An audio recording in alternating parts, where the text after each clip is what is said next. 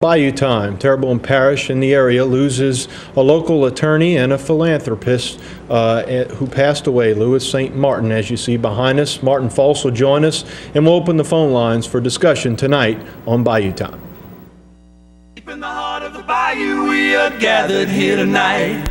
Now it's time for action, 'cause our lives are on the line. Tonight we'll do our very best to break through all the bureaucratic mess. The time has come tonight, 'cause it's Bayou time. Show what Louisiana's all about.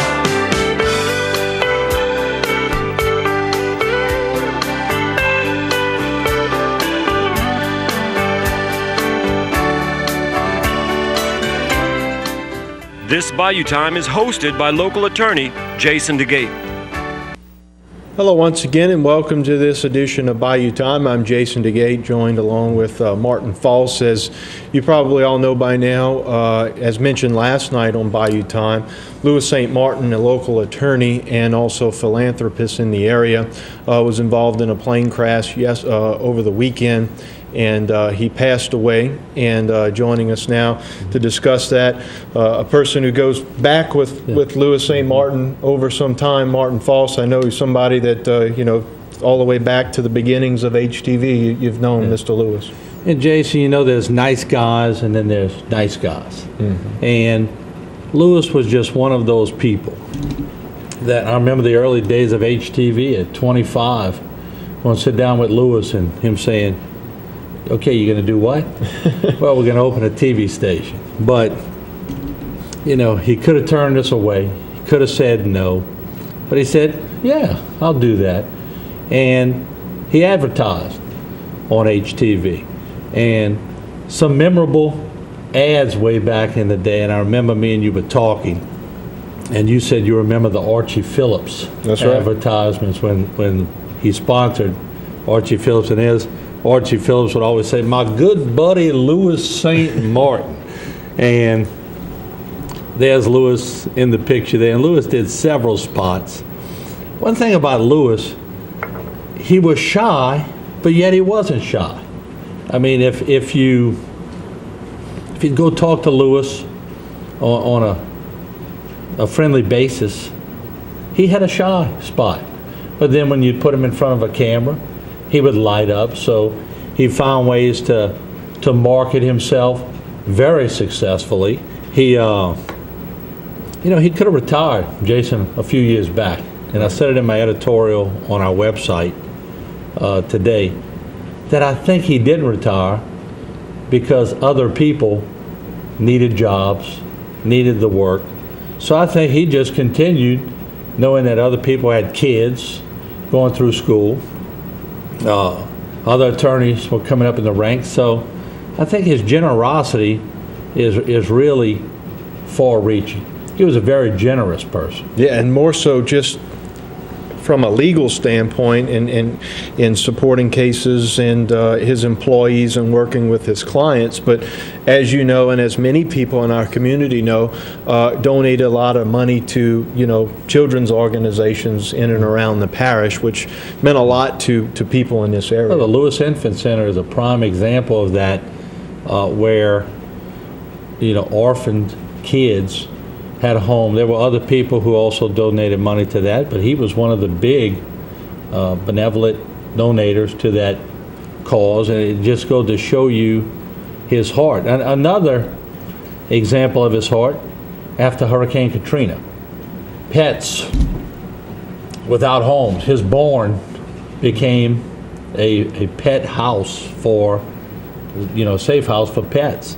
And he just did so many things, and there are numerous things that he did that nobody knows about. And those are only the things we find out. Right, and a lot of the times they were anonymous donations, where people knew who they came from, because he just didn't want to take the credit, so to speak. And that's an ironic shot, but I mean, that's him. This is what he loved to do. If you ever ran into Louis and him and his wife Linda, I saw him probably the most out eating. They love to eat out, no doubt about it. And it's one of the things people love to do around this area. But Louis loved to fly. And it's quite ironic that that's what ended his life, but I got to tell you, he just loved to be in the air. He loved to fly. He did flying in his commercials. One of his big, props in the commercials were that he's an experienced pilot, and so he knows what pilots go through. So, I mean, it is ironic, but he really is going to be missed in the community for sure. He will be, and like you say, it's an ironic nature that his passing is as a result of actually, go and purchase a new plane, and the facts and all of how everything happened, we don't know at this point in time, and it'll take some time to find out exactly what happened and caused the crash. Yeah, and I was probably like a lot of people out there when I got text. And people were giving me information at first. I'm going like, it's sort of surreal. You don't believe it's taking place. You don't believe it's happening. But at the same time, you try to remember people for what they truly were. And you could sit down, upon somebody's death and try to remember them and try to remember everything about a person. And it's so hard because you're caught up in the emotion. But one thing that I can absolutely say about Louis St. Martin is generous. That would be a word to, I guarantee if we had a legal pad of donations or help that he has given over the years, we might need several to complete. So he was a very generous person. And like you say, you go back knowing him and you saw some of that generosity. Not that he gave you the money, you actually had to put in the work, in order for him to spend some money, but really in the early days of HTV helped support some of your programs here. Well, and it's not so much that he gave me the money.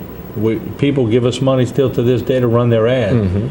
He gave us money when we were fledgling, when people were going, why do I want to give money to somebody trying to start a TV station? So he took a chance. There were a handful of people that took a chance. He was one of them that took a chance and believed in us as a station, and that I'll never forget. Yeah. Well said. What we'll do is we'll end up opening the phone lines.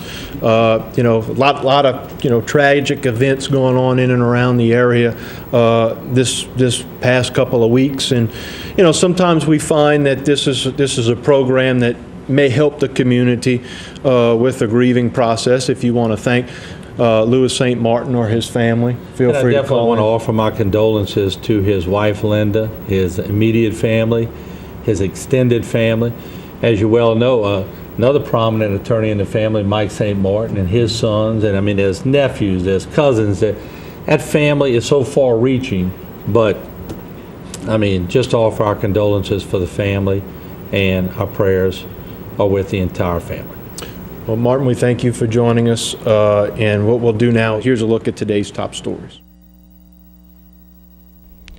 At St. Genevieve Catholic Church in Thibodaux, the residents of the city of Thibodaux show their support and solace to the family of Jori Lirette, who was brutally murdered last week.